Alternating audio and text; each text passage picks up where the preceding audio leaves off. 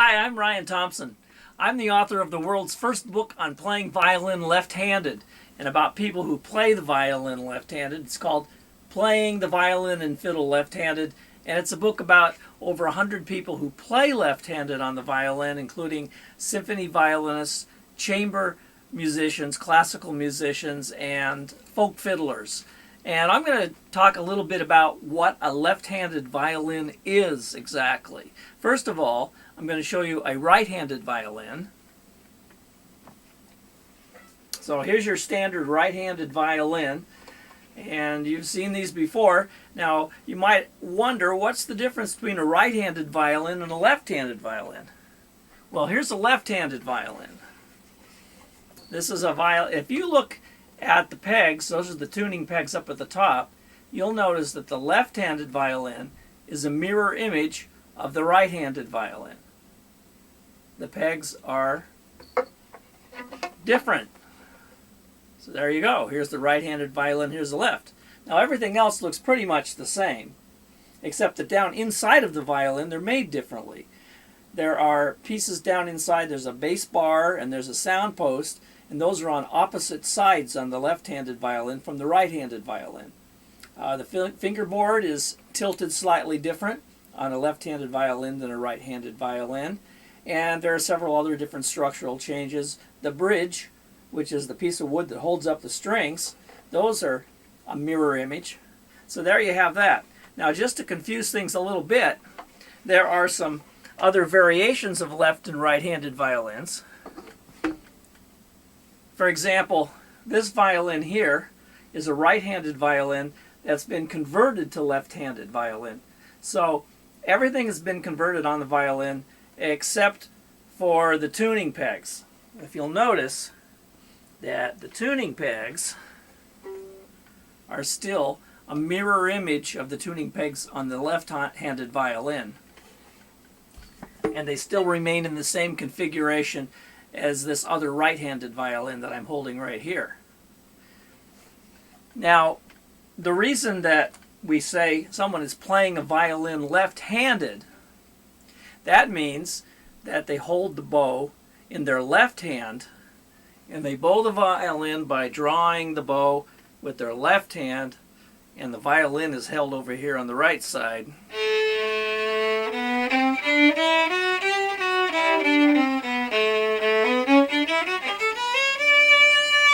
So there we go. That's a violin being played left-handed. Now remember, this is a right-handed violin that's been converted to left-handed. Now we'll take a look at an ordinary right-handed violin. So here's the right-handed violin. And a violin is playing right-handed by holding the bow in the right hand and bowing over on this side.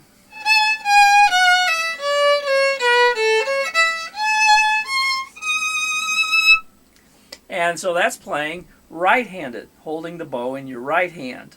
Now when you do vibrato playing right-handed, you do your vibrato with your left hand. Like that. Now when you play violin left-handed, you do your vibrato with your right hand, like this.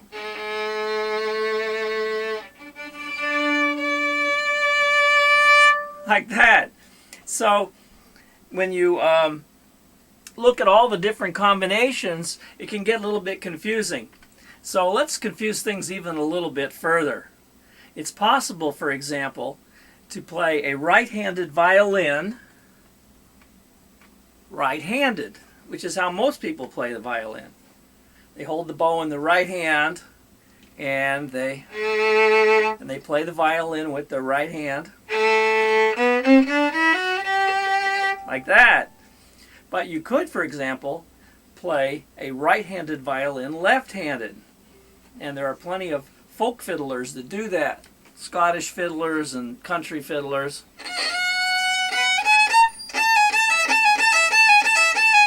So they'll play a right-handed violin left-handed. Now another combination that's possible is to play a left-handed violin. Let's pick up the true left-handed violin. playing the left-handed violin left-handed,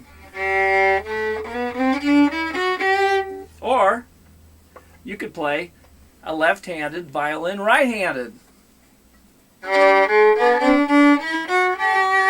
Like that. But nobody does. I've never heard of anyone that purposely plays a left-handed violin right-handed, but you could certainly do that if you wanted. So you have some different combinations that are possible. Now, there's a couple reasons why someone might want to play violin left-handed. And one of the reasons is, say someone has injuries to their left hand, which is the hand that most violinists use to finger.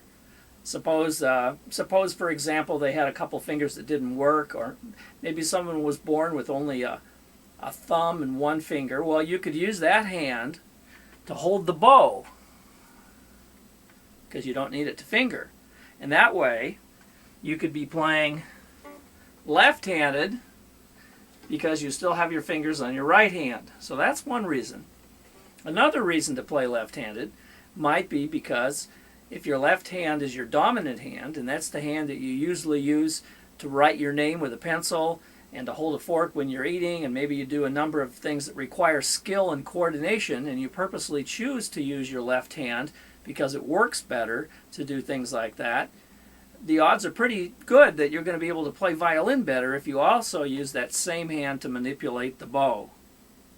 So that's another good reason that you might think about it.